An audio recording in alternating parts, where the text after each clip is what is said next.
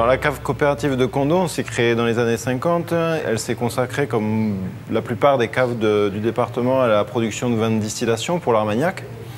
Et puis progressivement, et notamment lors de son arrivée dans le groupe Terre de Gascogne, aujourd'hui Val de Gascogne, la cave a effectué sa mutation pour produire des vins de pays de Côte de Gascogne, appuyée en cela par l'Union Plémont, auquel elle est devenue adhérente.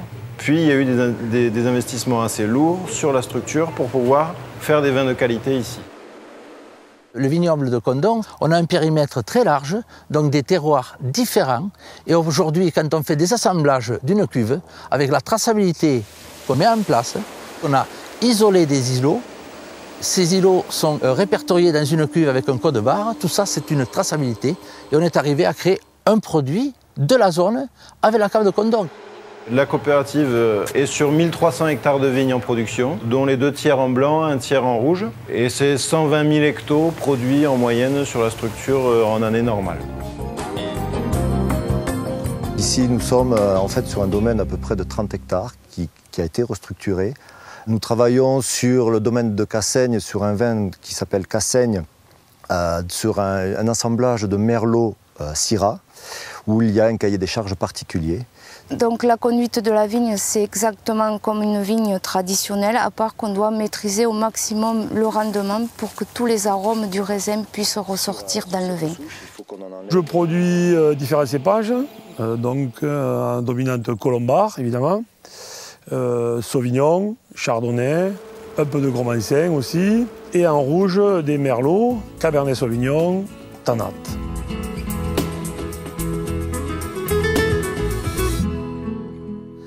J'exploite 100 hectares de terre. J'ai une partie en vigne, il y en a 10 hectares, essentiellement en vin rouge. Alors cette approche très qualitative, elle se porte sur un cahier des charges IGP. Voilà, vin de pays Côte de Gascogne, IGP. Ça va faire une douzaine d'années où on est dans ce suivi de cahier des charges pour obtenir des rendements à 70-80 hecto-hectares pour faire des vins de pays faciles à boire, très aromatiques. Voilà ce qu'on recherche. Il y a un technicien salarié de la coopérative qui va tout au long de l'année avoir un conseil technique auprès de chacune des 150 exploitations de la coopérative. Donc ça commence par un bilan hivernal qui suit les vendanges où on va tirer un petit peu les enseignements de la récolte passée. Puis il va accompagner tout au long du cycle végétatif chacun des vignerons dans la protection du vignoble mais aussi dans la conduite du vignoble pour pouvoir amener les raisins les plus qualitatifs possibles au moment des vendanges suivantes. Pour avoir le meilleur raisin et donc le meilleur vin, donc on va essayer de maîtriser la vigueur de la vigne et le rendement.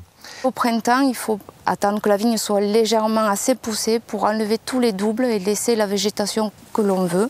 Un des points importants, c'est l'effeuillage. Alors l'effeuillage, c'est pour que le raisin prenne du soleil, pour améliorer les arômes du raisin. Et après, je compte le nombre de grappes qu'il y a par souche, j'estime à peu près un rendement. Et si on juge qu'il y en a beaucoup trop, donc il faut passer avec un sécateur et couper ce qu'il y a en trop. Fin août, nous passons avec 2 viticulteurs et nous contrôlons toutes les vignes. Nous comptons les grappes, nous comptons les graines, nous estimons les rendements, nous regardons la surface foliaire et la contrainte hydrique et nous classons en différentes catégories. Et après, au mois de septembre, juste avant les vendanges, on doit passer tous les 2 jours. Donc je ramasse des raisins, un échantillon que je porte à la cave. Et à la cave, là, ils voient le taux de sucre, le degré. Et c'est les techniciens de la cave qui me disent quel jour je dois vendanger cette vigne. Souvent on vendange de nuit, on démarre les vendanges vers 3 h du matin pour avoir les premières caisses pleines vers 5 h. Ceci afin que la cave les réceptionne avec le plus de fraîcheur possible. La démarche qualitative a toujours été notre marque de fabrique. La benne arrive ici à la cave. À partir de là démarre le vrai travail de vinification en blanc comme en rouge.